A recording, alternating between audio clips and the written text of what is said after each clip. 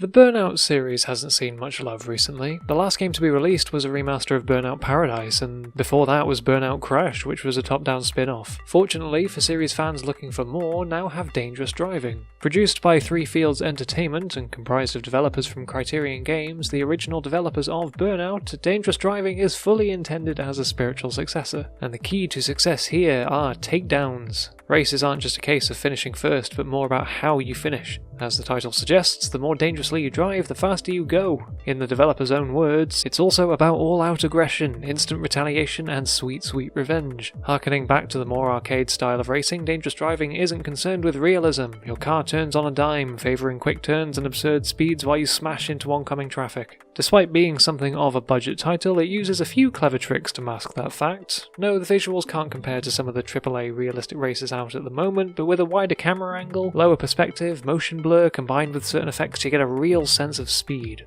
Dangerous Driving is here to fill a niche, so for anyone who nearly ruined friendships over playing Burnout split screen, this will make you fall out all over again.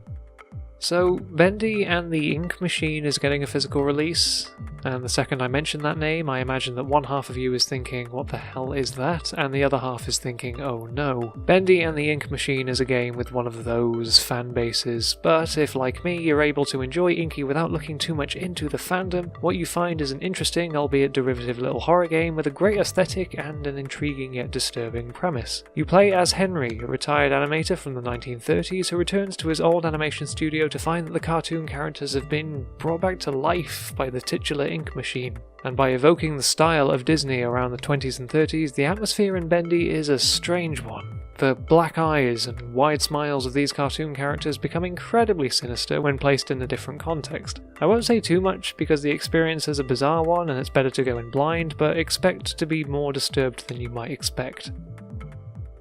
Last year, Earthfall was released with the intention of filling the Left 4 Dead void but replacing the zombies with aliens. This time, however, World War Z, based off the film of the same name, is intending to do the same thing whilst retaining the zombies. You and your squad must complete specific missions within each level to reach the end, all while dealing with hordes of the undead. That said, with the change of camera perspective comes some additional mechanics, stealth, perks, and so on. It encourages team synergy, playing to your strengths and applying individual tactics to complement each other, which is something I'm a fan of. I've made it known many times how much I hate zombies through sheer boredom, so doing nothing but pushing forward while gunning them down would make me really rethink my life. So World War Z does start to become more appealing in that sense. The ways to approach completing an objective are various enough that it looks quite engaging. And in another comparison to Left 4 Dead, World War Z also features an AI director which will tweak the scenarios on the fly depending on how your squad is doing. I can't see this having drastic game-changing effects, but it certainly enhances replayability. So World War Z isn't particularly my thing,